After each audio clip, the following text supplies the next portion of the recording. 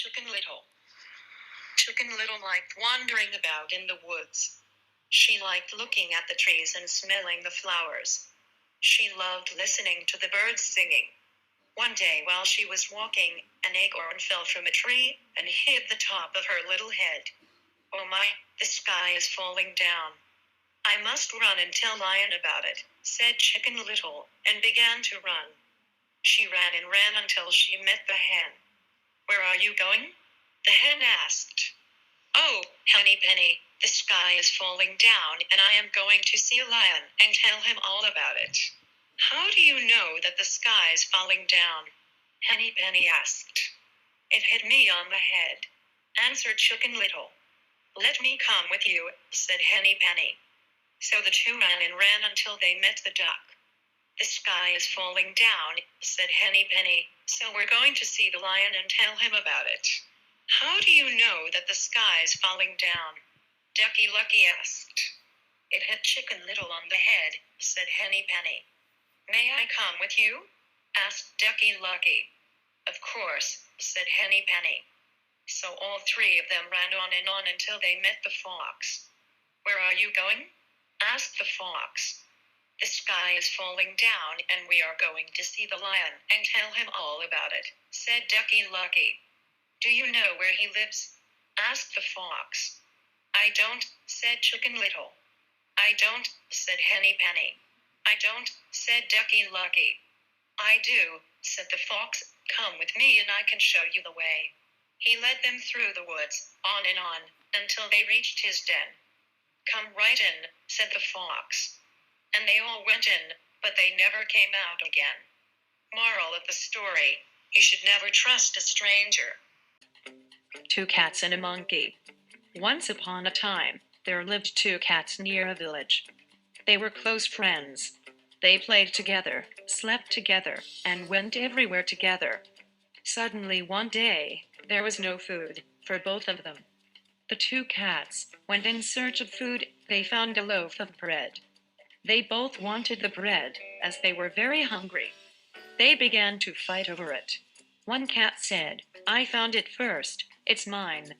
Another cat said, "No, I found it first, give it to me." A monkey in the tree, seeing them fighting, said to himself, "It will be great if I get that bread. It looks yummy." He came to the cats and said, "Friends, why are you quarreling? I will settle your fight." Both the cats agreed to his proposal. The monkey split the bread into two uneven pieces. One piece was large, and the other piece was small. Then he ate a portion from the larger piece. But this made the other piece larger. So it took a bite from the other piece. Similarly, the monkey ate the whole loaf of bread. It climbed back the tree, laughing at the cats. Two foolish cats, couldn't able to eat anything. Moral of the story: when you quarrel, someone else gains. When two people fight, the third one always gets the profit. The monkey and the cap seller. Once there was a cap seller who sold beautiful caps. One hot day the cap seller was going to sell his caps in a village market. He has to cross the forest to reach the village. He was carrying a basket full of red caps on his head and going through a forest. As it was a hot day, he got tired of the heat of the sun and thought of taking a rest for a while. So, he kept his basket on the ground and slept under the tree for some time. There were many monkeys on that tree. The monkeys came down one by one, took all the caps from the cap seller's basket, and then climbed on the tree. Suddenly when the cap seller woke up, he was shocked to see his basket empty. He searched for his caps everywhere. But, to his surprise, he saw the monkeys on the tree wearing them. The cap seller got very angry and sad. He had no idea how to get his caps back. When the cap seller made an angry face, to his surprise the monkeys also made an angry face.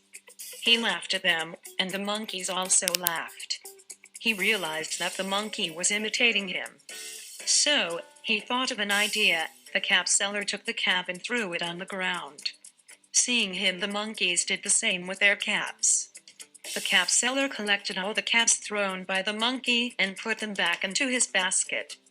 He went on his way back to the village happily. Moral of the story: wisdom helps during difficult times. For every problem, there will be a solution. Ginger, the giraffe. Once upon a time, there was a giraffe named Ginger.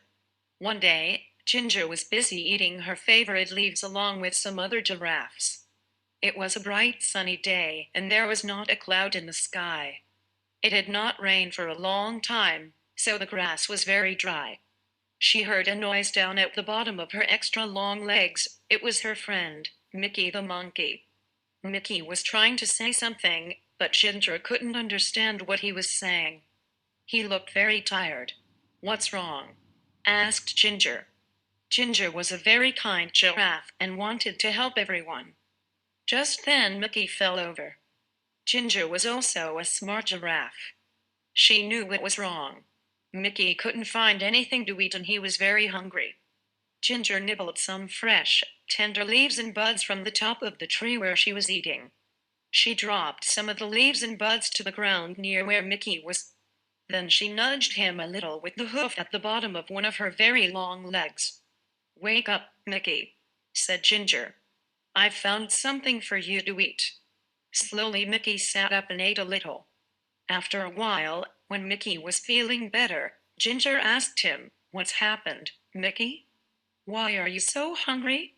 Why can't you find anything to eat?" Mickey said, "It hasn't rained for so long and now there's no more food." "That's not good," said Ginger. "What's happening with the other animals?"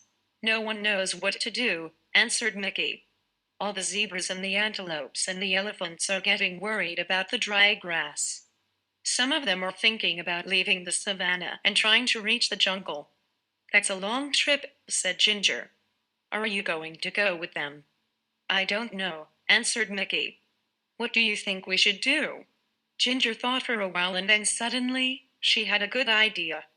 "We should go talk to Leo the lion. He is the smartest animal in the savannah." Mickey was too tired to walk, so Ginger invited him to ride on her back. "Hold on tight to my neck," said Ginger. "There's a lot to hold on to," joked Mickey. Ginger laughed. "You're right. I've got the longest neck in Africa." So they started their journey across to the other side of the savannah to look for Leo. Ginger and Mickey were in luck. Leo was sitting up on a rock and he was really easy to see as they walked through the grass. "Hi, Leo," they both shouted. Leo had been napping and was a little grumpy when they woke him up. But he was polite and said, "Hello, Ginger and Mickey. Why did you walk the whole way across the savannah? Just to wake me up?" But he was joking. He had a smile on his face. "Mickey says that there is no food left on the savannah because it's been so dry," said Ginger. "Do you have any ideas?" Leo thought for a while. He said, "There's nothing we can do about the rain. It will come soon, but we can't be sure when it will arrive. When the rain comes, all the plants will grow again and there will be lots of food for everybody." He thought a little longer. "The only thing I can think of is for everyone to move closer to the forest," he continued. "There will be more things to eat there, but I know it's a long trip and it will not be very easy. It might take days to get there." Ginger and Mickey looked at each other and then looked back at Leo. "Thank you, Leo," said Ginger. "It's probably best if they all try to get closer to the jungle."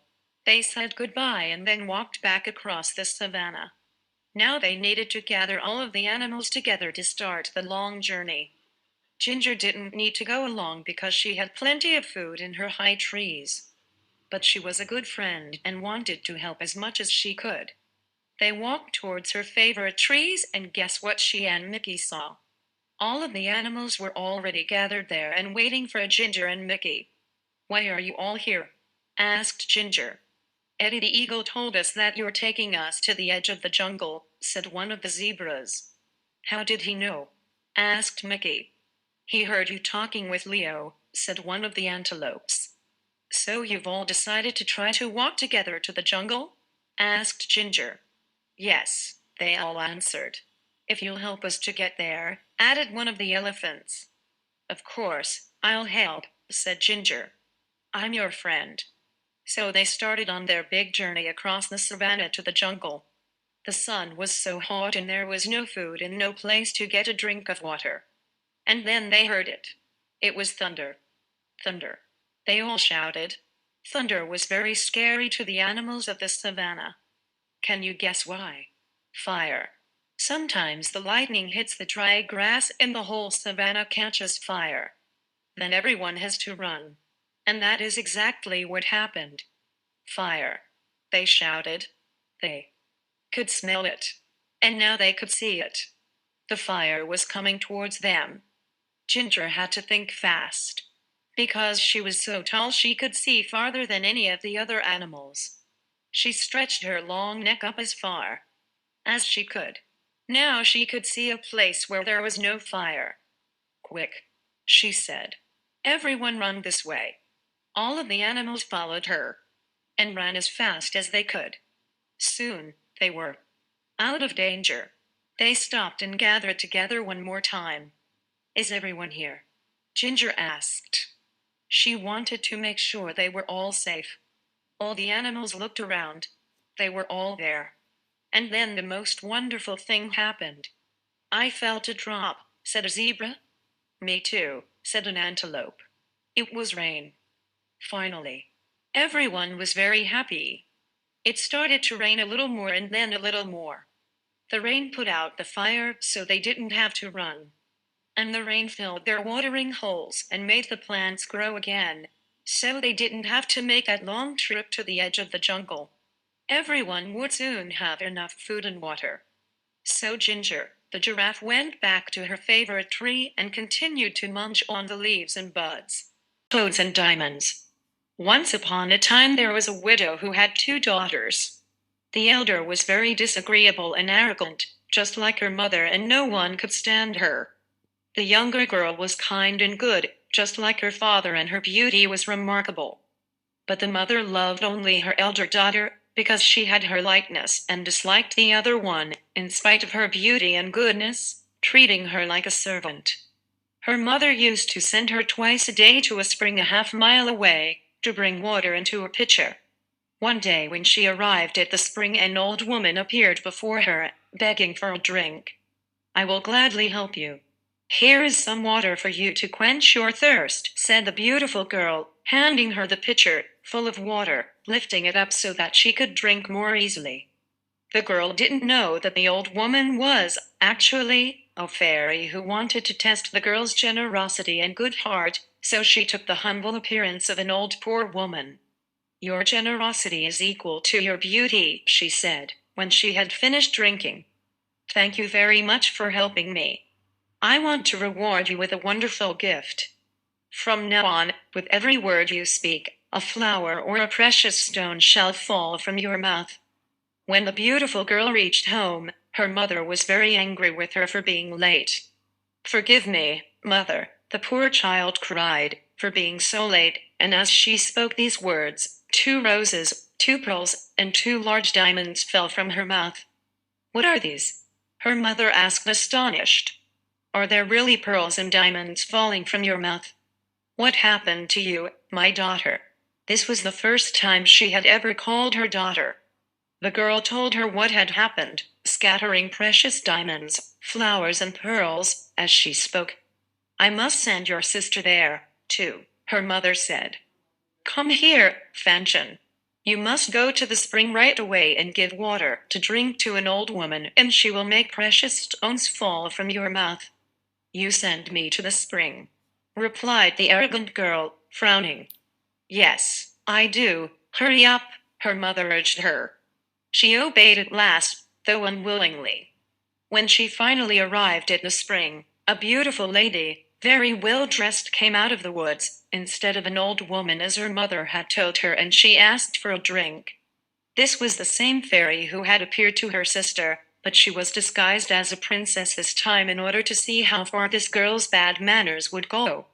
"I'm sorry, but I am not your servant, so help yourself," the rude girl said. "I am not going to dirty myself, just to give madam some water." "Your heart is already dirty," replied the fairy, not angry, though. "It's your choice. In return for your rudeness and wicked nature, I grant that for every word you speak, a snake or a toad shall drop out of your mouth." When she returned home, her mother was very anxious to know what happened. But as soon as her daughter opened her mouth and began talking, 2 vipers and 2 toads fell from her mouth. "That's not possible," cried the mother. "Your sister is guilty for this, and she is going to pay for it." She went out of the house to punish her, but the poor girl managed to run away into the woods. Now it happened that the king's son was passing through the woods just then, returning home from hunting, and noticing how beautiful she was, he asked her why she was so grieved and how he could help her. "Alas, sir, I ran away from home, because I am afraid of my mother, who is angry with me." As she spoke, the king's son was surprised to see pearls and diamonds fall from her mouth. He begged her to tell him how this was possible, and she told him the whole story. The king's son fell in love with her, and considering that such a gift as had been bestowed upon her was worth more than any wealth that he might earn, he took her to his father's palace, where he married her. The emperor's new clothes. Many, many years ago lived an emperor who thought so much of new clothes that he spent all his money in order to obtain them. His only ambition was to be always well dressed. He did not care for his soldiers, and the theater did not amuse him. The only thing, in fact, he thought anything of was to drive out and show a new suit of clothes. He had a coat for every hour of the day. And as one would say of a king, he is in his cabinet, so one could say of him, the emperor is in his dressing room. The great city where he resided was very gay. Every day many strangers from all parts of the globe arrived. One day 2 swindlers came to the city. They made people believe that they were weavers, and declared they could manufacture the finest cloth to be imagined. Their colors and patterns, they said, were not only exceptionally beautiful, but the clothes made of their material possessed the wonderful quality of being invisible to any man who was unfit for his office or unpardonably stupid. "That must be wonderful cloth," thought the emperor.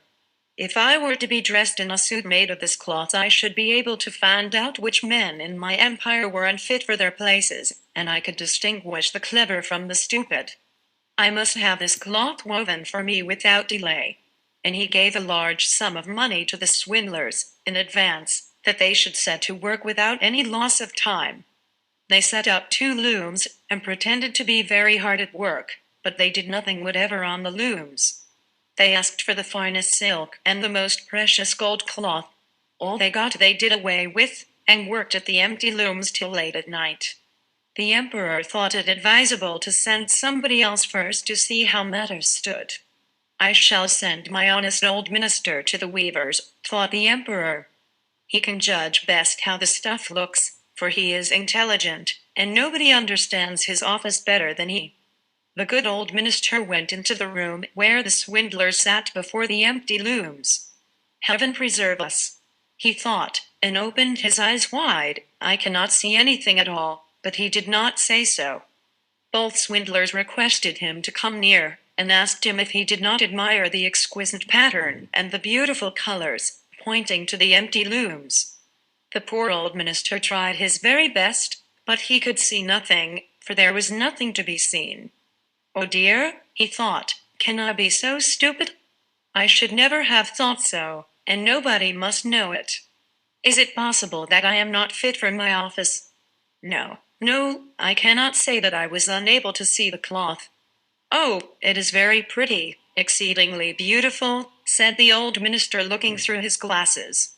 "What a beautiful pattern, what brilliant colors. I shall tell the emperor that I like the cloth very much." "We are pleased to hear that," said the 2 weavers, and described to him the colors and explained the curious pattern.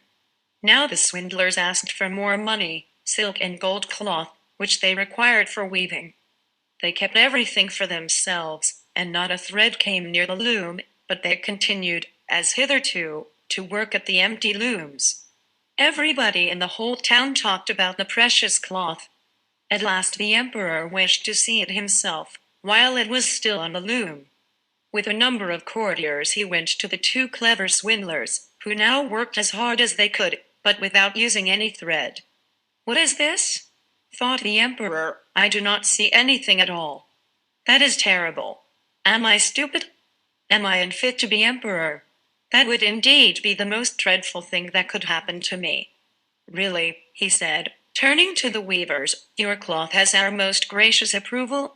And nodding contentedly, he looked at the empty loom, for he did not like to say that he saw nothing. All his attendants, who were with him, looked, and although they could not see anything more than the others, they said, like the emperor, "It is very beautiful." And all advised him to wear the new magnificent clothes at a great procession which was soon to take place. "It is magnificent, beautiful, excellent," one heard them say. Everybody seemed to be delighted, and the emperor appointed the two swindlers imperial court weavers. The whole night previous to the day on which the procession was to take place, the swindlers pretended to work, and burned more than 16 candles. People should see that they were busy to finish the emperor's new suit.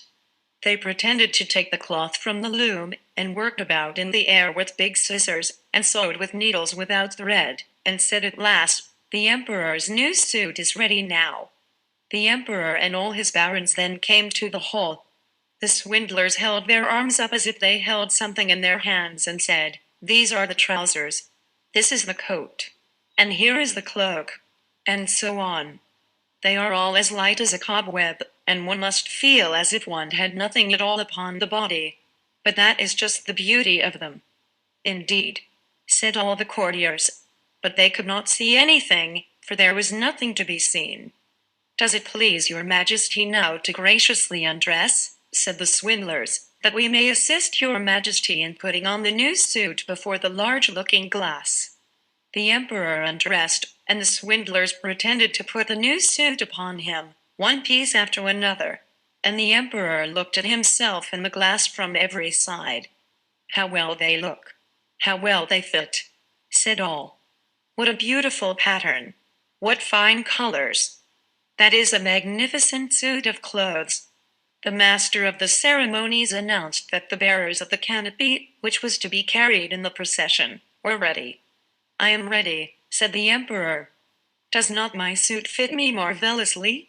Then he turned once more to the looking-glass, that people should think he admired his garments. The emperor marched in the procession under the beautiful canopy, and all who saw him in the street and out of the windows exclaimed, "Indeed, the emperor's new suit is incomparable. What a long train he has! How well it fits him!" Nobody wished to let others know he saw nothing, for then he would have been unfit for his office or too stupid. Never emperor's clothes were more admired. "But he has nothing on at all," said a little child at last. "Good heavens! Listen to the voice of an innocent child," said the father, and one whispered to the other what the child had said. "But he has nothing on at all," cried at last the whole people. That made a deep impression upon the emperor, for it seemed to him that they were right. But he thought to himself, "Now I must bear up to the end."